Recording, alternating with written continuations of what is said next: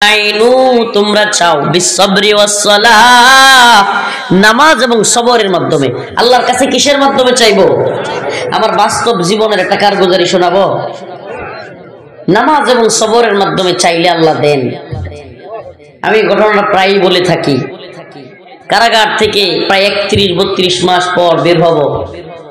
কতবার যে মামলা জামিন বাতিল হয়েছে এর কোনো হিসাব নাই।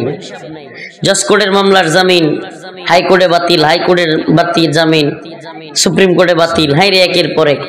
আমার আম্মা যখন শেষ জামিন বাতিল হয়েছে বেহুশ হয়ে গেছে বেচারি। 3 ঘন্টার মতো মাথায় পানি ডালছে, এরপরে হুশ আসছে। এরপরে আবার আল্লাহ কি কুদরত, একসাথে জজ কোর্টে 4টা মামলা জামিন হয়ে গেছে। শেষ আমার জামিন। আমাকে গিয়া কারারক্ষী বলতেছে, হুজুর আপনার কাগজ জামিনের গেটে চলে আসছে, আপনি কাপড় চোপড় গুছায় ফেলেন, আপনারা নিয়ে যাব। এটা আপনাদের কাছে কথাটা কত জানি সহজ, হুজাইফা আসেনি? যারা ভিতরে থাকছে মানে প্রায় 30-31 মাস বা 3 বছরের মতো, এরা বুঝে যখন এই ডাকটা পড়ে, হায় রে তাকায় থাকে ওই রুমটাই, যে রুমটাই সবসময় তালা দিয়ে রাখে, কখন আমার কাগজটা আসবে। কারো কাগজ আসলেই বুকটার মধ্যে একটা সেট মেরে ওঠে। কারো জামিনের কাগজ আসলেই বুকের মধ্যে একটা, হায় আমার দাদা না জানি আইলো, মাইক দিয়া ডাকে, অমুক অমুকের ছেলে অমুক, আপনার মামলার জামিন হয়েছে, চলে আসুন। মানে এটা যে কি একটা মুহূর্ত। গেটে চলে গেছি, ব্যাগসেক গুছায় নিয়ে গেছে। এই মুহূর্তে যায়া শুনি কি সর্বনাশা আইন কানুন রে ভাই। জামিন হইছে, আদালত জামিন দিছে, কাগজ গেটে আসছে, এরপরেও 7টা গোয়েন্দা সংস্থার ক্লিয়ারেন্স লাগবে। মানে জামিন হইছে, আদালত জামিন দিছে, এই জামিনের কাগজ গেটেও আসছে, কিন্তু এই কাগজ দেওয়া হবে না। গোয়েন্দা সংস্থা NSI, DGFI, CTTC, ATU, এরপরে আরো যত সংস্থা আছে DB, SB, সবগুলোর ক্লিয়ারেন্স লাগবে। এখন আমার গেটে নিয়ে বসাইছে, বলতেছে হুজুর আপনার 4টার ক্লিয়ারেন্স হয়ে গেছে সংস্থা, আরো 3টা বাকি। চিন্তা করছেন এদের যে পরিমাণে আইন কানুন। আমার মাঝে মাঝে মনে হয় এই মানব রচিত আইনগুলো তৈরি হয়েছে মানুষকে খালি কষ্ট দেওয়ার জন্য। এই মানব রচিত আইনগুলো মানুষকে শান্তি দেওয়ার জন্য বানায় নাই, মানুষকে কষ্ট দেওয়ার জন্য এরা বানাইছে। আচ্ছা আরেকটা কারগুজারি বলি, যারা জেলখানায় গেছে বা মামলা খাটছে এরা জানে এটা। 10 মাস 12 মাস চলে গেছে, 26 দিন রিমান্ডে থাকছি, এরপরে 10 মাস 12 মাস কারাগারে ছিলাম। এত নির্যাতন এত কষ্টের পরে হঠাৎ করে একদিন কারাগারে ইয়াতে আদালতে জিজ্ঞেস করে আইসা পিপি সরকারি, হুজুর এত এত ধারা অনুযায়ী আপনার নামে এই ধারায় মামলা হয়েছে, আপনি বলেন আপনি কি দোষী না নির্দোষ? তখন কণ্ঠস্বর কেমন চলে, কোন দিই কারবারটা 10 মাস 12 মাস। আমি তো 10 মাস 12 মাস, এমন লোক আছে 7 বছর 8 বছর 10 বছর চলে গেছে, বিচার হয় নাই, চার্জশিটও দেয় নাই, দোষী না নির্দোষ এইটাই জানে না, ফেলায় রাখছে। এই আইন, এই হলো মানব রচিত ভুয়া আইন। 10 মাস পরে যখন জিজ্ঞেস করছে, এই হুজুর আপনি বলেন দোষী না নির্দোষ, আমি কতক্ষণ ক্ষেপে মানে করে দাঁড়ায় রয়েছি, হুজুর বলেন না কেন দোষী না নির্দোষ? আমি জিজ্ঞেস করছি, আমি যদি কই দোষী তাহলে কি হইব? তাইলে এখনই রায় হয়ে যাবো। আমার রাগে মনটা চাইছিল আমি দোষী, এটাই কই, কারণ আমার বয়ান টয়ান সব তো জানি, কি কি আলোচনা করছি, কি করছি, কি লিখছে, সব ভুয়া। এরপরেও 10 মাস পরে আমাকে বলেন তাইলে আমার রিমান্ডের জিন্দেগি ফেরায় দাও তুমি। আমাকে রিমান্ডে যে কষ্ট দিছ এখন তুম ঘরে ধরে সাইজ করি।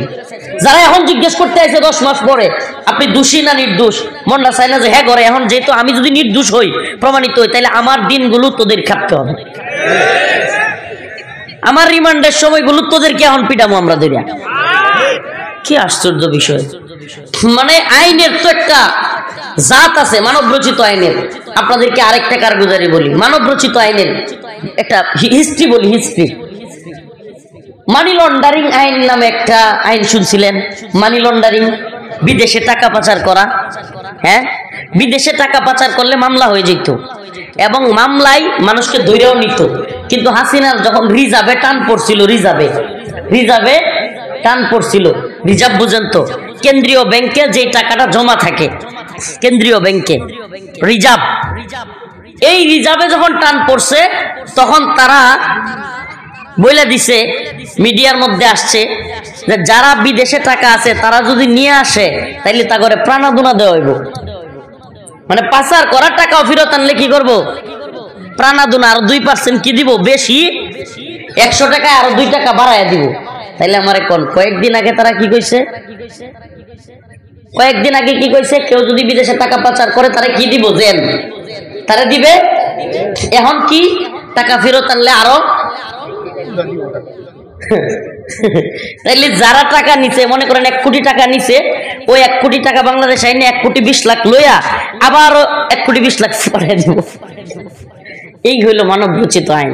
মানে আমার আপনাদের কাছে এই কথাগুলো বলার কারণটা কি জানেন? বুঝানো যে এই যে আইনগুলো যেগুলোর একেবারে কোরআনের চাইতে বড় মনে করতেছেন আপনারা, নম করতেছেন, এগুলোর অবস্থাটা কি এটা বুঝানো। এই জমিন কার? আমাকে বলেন বাবারা, জমিন কার? শাসন চলবে কার?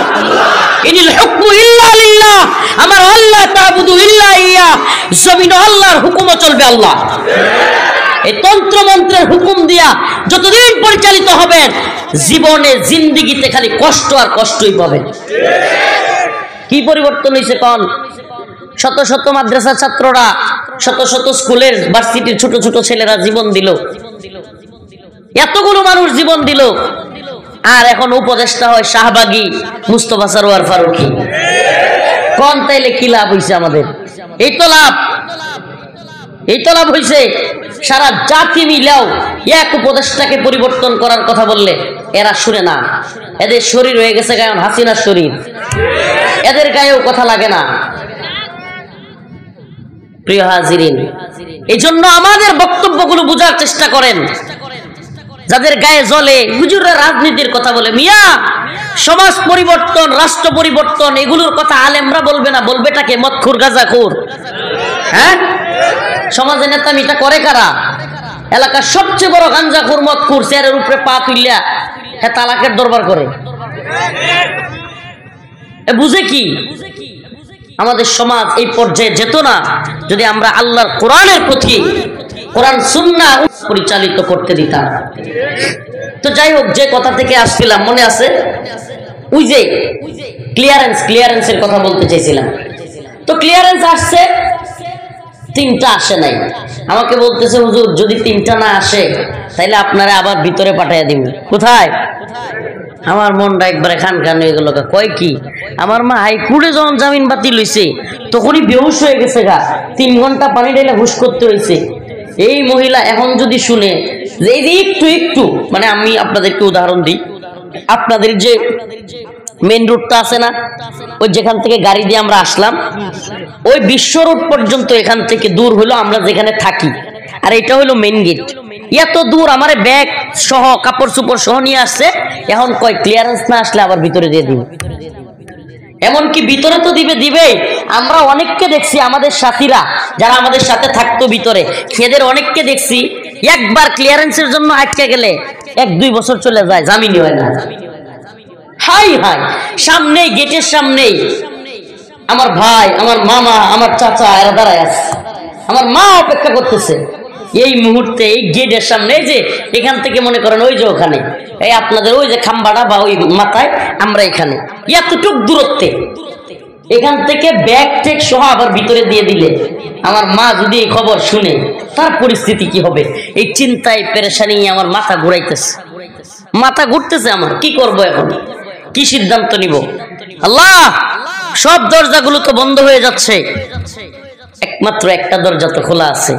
মাগরিবের নামাজের সময় হয়ে গেছে, মাগরিবের নামাজ পড়ার জন্য জিজ্ঞেস করলাম, ভাই মানে আমার একটাই পেরেশানি, আমরা যারা ভিতরে থাকতে আলহামদুলিল্লাহ দীর্ঘদিন অভ্যস্ত হয়ে যায়, তাদের জন্য ধৈর্য ধারণ করা কঠিন থাকে না, সহজই থাকে, সহ্য করা যায়। কিন্তু আমার পেরেশানি একটাই, আমার মার নিয়ে। আমি কইলাম যে ভাই নামাজের জায়গাটা একটু দেখাইয়া দেন। নামাজের জায়গায় নিয়ে গেছে, আমি নামাজের জায়গায় গিয়ে দাঁড়াইলাম, নামাজটা পড়লাম, আল্লাহর কাছে হাত তুললাম। ওই সিচুয়েশনটা এখন আপনাদেরকে বুঝাইতে পারবো না আমি। মানে আমার এমন কান্না আসতেছে, হেঁচকি দিয়া কান্না। আয় আল্লাহ, আপনি ছাড়া আমাদের কেউ নাই। মালিক, আপনার ওখান থেকে যদি ফাইসালা হয়ে যায়, পৃথিবীর কোন হাসিনার ক্ষমতা নাই আমার আটকায় রাখে। ও মালিক, যদি আমার রিজিক আমার বাড়িতে থাকে, আজকে রাতের খাবার জেলখানায় না থাকে, পৃথিবীর কেউ নাই আটকায় দেয়। ও মালিক, আমি যেন সালাম ফিরাইলেই, দোয়া শেষ করলেই শুনি আমার ক্লিয়ারেন্স হয়ে গেছে। এভাবেই বলছিলাম, চোখ দিয়া গড়ায় পানি পড়তেছে, মানে তখনকার সিচুয়েশন বুঝাইতে পারবো না। সালাম ফিরে খালি এদিকে ফিরছি, কারারক্ষী কয় হুজুর ক্লিয়ারেন্স হয়ে গেছে, চলে আসেন তাড়াতাড়ি। সালামটা ফিরে খালি হাতটা নামায় খালি এদিকে ফিরছি, একেবারে কোট করলাম, একটুও বাড়াইয়া বলি নাই। কেন বলছি জানেন? এই ঘটনাটা এই জন্য বলেছি যে আল্লাহর কাছে কেউ চাইলে ফাইসালা ওরা কি দিবে? আমার মালিক ফাইসালা দিয়ে দিয়েছে, পৃথিবীর আর কোনো ক্ষমতাসীন নাই আটকায় রাখে। এজন্য আল্লাহ রাব্বুল আলামিন বলেছেন, ইয়া আইয়ুহাল্লাযীনা আমানু ইসতাঈনু বিস-সাবরি ওয়াস-সালাহ। তোমরা আল্লাহর কাছে চাও, দরগার কাছে নয়, দুর্গার কাছে নয়। পৃথিবীর কোন পীর কিংবা শায়েখ তোমাদেরকে কিছুই দিতে পারে না, একমাত্র দিতে পারেন কে? সে আল্লাহ রাব্বুল আলামিনের কাছে চাইতে হবে। আল্লাহ রাব্বুল আলামিন চাওয়ার তরিকাও বলে দিয়েছেন। নামাজ পড়তে হবে, আল্লাহর কাছে চাইতে হবে। সবর 3 প্রকার, দ্রুত বলি, আলোচনার সময় কম। সবর হলো 3 প্রকার: সবর আনিল মাসিয়াত, সবর আনিল মুসিবা, সবর আনিল তাআত। সবর 3 প্রকার। কয় প্রকার? সবরের মাধ্যমে চাইতে হবে, সবর করতে হবে।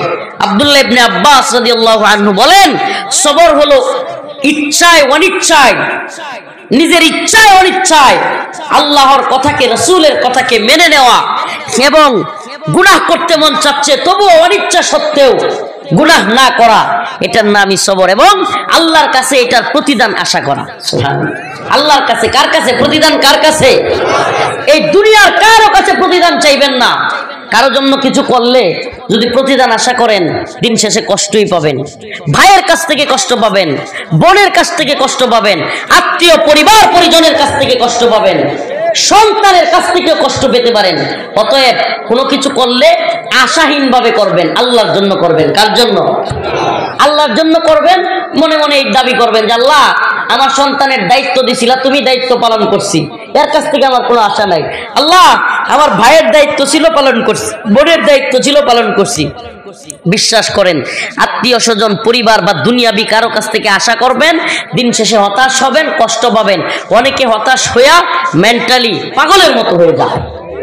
হতাশ হওয়ার কিছু নাই, ছোটবেলা থেকে করবেন। আমি এজন্য বলি, হতাশ হওয়ার কিছু নাই, আল্লাহর জন্য করবার চেষ্টা করবেন। আল্লাহ পাক আমাদের বোঝার তৌফিক দান করুন। তো সবর 3 প্রকার বললাম। সবর আনিল মাসিয়াত, গুনাহের ক্ষেত্রে সবর। একটা মেয়েকে দেখছেন, আল্লাহ মাফ করো, গুনাহের নজর আসছে, তার সাথে সময় কাটানো বা খারাপ চিন্তা আসতেছে, সবর করবেন, আর তাকাবেন না। আল্লাহ, আপনি আমার মাফ করে দেন, ইস্তিগফার করে নেবেন। আল্লাহর কাছে এর প্রতিদান আছে। কি প্রতিদান? হাসরের ময়দানে, ময়দানে মাহশারে, যেদিন সবাইকে বিচারের জন্য বিচারের কাঠগড়া হাজির হবে, একদল লোক জান্নাতের দিকে যেতে থাকবে, জান্নাতের ফেরেশতা আটকাবে, তোমরা কোথায় যাও, এখনো হিসাব নিকাশ হয় নাই। ওই লোকগুলো আয়াত তিলাওয়াত করবে, ইন্নামা ইউওয়াফাস সাবিরুনা আজরাহুম বিগাইরি হিসাব। তুমি কি শুনো নাই? সবরকারীদেরকে আল্লাহ বলছেন বিনা হিসাবে দিবেন। সুবহানাল্লাহ। তো আমরা সেই সবরকারী, যারা গুনাহের কথা মনে হইলেও গুনাহ করি নাই, যারা আল্লাহর কোরআন সুন্নাহর কথা মেনে চলেছি, যারা বড় বড় মুসিবত আসছে, সন্তান মরে গিয়েছে, আল্লাহর উপরে সবর করেছি। আল্লাহকে, কত মানুষ আছে না, জমি নষ্ট হয়ে গেছে গা, হায় রে আল্লাহ রে আল্লাহ, বৃষ্টি আনার সময় পাইল না, নাউজুবিল্লাহ, কয় কি কয় না? এটা সবরের খেলাফ, এটা আল্লাহর নাফরমানি। এই নাফরমানি করা যাবে না, সবর করতে হবে। আল্লাহ পাক আমাদেরকে সবর করার তৌফিক দান করুন। শেষ যে আয়াতে কারীমা তিলাওয়াত করেছি, ওয়ালা তাকুলু লিমান ইয়ুকতালু ফি সাবিলিল্লাহি আমওয়াত, শহীদদের মর্যাদা নিয়ে এই আয়াত আসছে। আল্লাহ পাক শহীদদের মর্যাদা, এই শাহাদাতের তামান্না আছে তো? নাকি বিছানায় পইরা হাঁকবেন আর মুতবেন আর মরবেন? বিছানায় পইরা যেইনে হাঁকবেন, এই নিয়ে মুতবেন, এই নিয়ে মরে যাবেন, এই নিয়ত আছে? এই মৃত্যুকে অনেকে ভালো মনে করে। কে হ্যাঁ মৃত্যু? মৃত্যু কোনটা সঠিক? কেউ কেউ কয়েকদিন আগে কোন মৃত্যু তোমার আমার জন্য সবচাইতে উৎকৃষ্ট, একজনের ফেসবুক পোস্ট দেখলাম, সে লিখেছে রমাদান মাস, রোজার দিন, শুক্রবার রোজা অবস্থায় আল্লাহকে সিজদা দিতে গিয়া মৃত্যুবরণ। এর চাইতে ভালো মৃত্যু কি হইতে পারে? আমি বলি রমাদান মাস, শুক্রবার রোজা অবস্থায় সিজদার মৃত্যুর চাইতেও ময়দানে শাহাদাতের তামান্না নিয়া জিহাদের ময়দানে ডাস্টবিনে পড়ে মৃত্যু, ওই রমজান মাসে রোজা রেখে মসজিদে সিজদারত অবস্থার মৃত্যুর চাইতেও লক্ষ কোটি গুণ বেশি উত্তম। এজন্য আমরা পরোয়া করি না, একমাত্র আল্লাহর জন্য কাজ করি, আল্লাহর জন্য কথা বলি। আমার লাশ যদি টুকরো টুকরো হয়ে যায়, আমার মায়ের কাছে এক টুকরাও না পৌঁছায়, এতে কিছুই যায় আসে না। লাশ যদি ডাস্টবিনে উপরে থাকে তবুও কিছু যায় আসে না। আল্লাহ বলেছেন ওয়ালা তাকুলু লিমান ইউকতালু ফি সাবিলিল্লাহি আমওয়াত, আল্লাহর পথে যারা জীবন দিবে তাদেরকে তোমরা মৃত বলতেও পারবা না। মৃত বলাও নিষেধ। এরা শহীদ। এরা কি? শহীদের মর্যাদা কি? এদের বারজাখি জিন্দেগি মওকুফ, মাফ। এদের কোনো কবরের এই সওয়াল জবাব এটা সেটা নাই। এরা মৃত্যুবরণ করবে, আল্লাহ পাক এদের জানটাকে, এদের আত্মাটাকে সবুজ পাখির মধ্যে ঢুকায় দিবেন। সবুজ পাখি হইয়া যে কোনো জায়গায় জান্নাতের ঘুরতেই থাকবে, ঘুরতে ঘুরতে গিয়া আল্লাহর আরশের ল্যাম্পপোস্টের নিচে গিয়া বসবে। শহীদের মিছিলে নাম লিখাতে চলো মুসলিম ভাই, শহীদের মিছিলে নাম লিখাতে চলো মুসলিম ভাই, মরণের স্বাদ পাবে তুমি, এসো না নাম লিখাই, শহীদের মিছিলে নাম লিখাতে চলো মুসলিম ভাই। রাজি আছেন তো ইনশাআল্লাহ? এই তো সে কাফেলা বীরের জাতি, আজও থামেনি যার চলার গতি। এই তো সে কাফেলা বীরের জাতি, আজও থামেনি যার চলার গতি, শহীদের মিছিলে নাম লিখাতে চলো মুসলিম ভাই। এই দুনিয়া এবং দুনিয়ার ক্ষমতাসীনদের পড়ুয়া শাহাদাতের তামান্নাওয়ালাদের নাই। আছে? শাহাদাতের তামান্না আছে তো? কার পথে শহীদ হব? আব্রাহাম লিঙ্কনের পথে? ভোট দিতে গিয়ে মরে জমগা? হ্যাঁ, নাকি আল্লাহর পথে, জিহাদের পথে, শাহাদাতের পথে?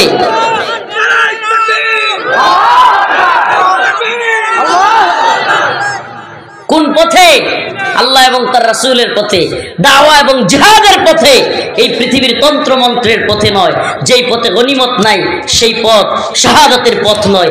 যেই পথে গনিমত নাই, যেই পথে কিতাল নাই, সেই পথ আল্লাহ এবং তার রাসূলের পথ নয়। আল্লাহ পাক আমাদের সবাইকে দ্বীনের পথে শহীদ হিসেবে কবুল করুক। চিল্লায় বলেন আমিন।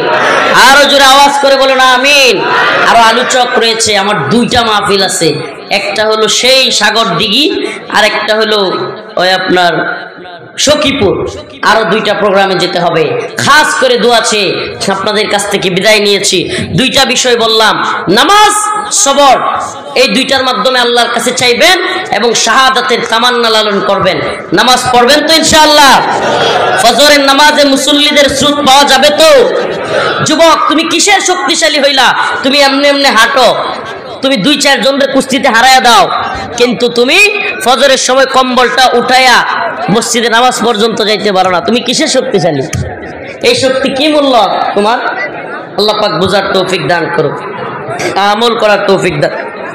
আখিরু দাওয়ানা আলহামদুলিল্লাহি রাব্বিল আলামিন। আসসালামু আলাইকুম ওয়া রাহমাতুল্লাহি ওয়া বারাকাতুহু। আর আলোচক রয়েছে, সবাই বসবেন।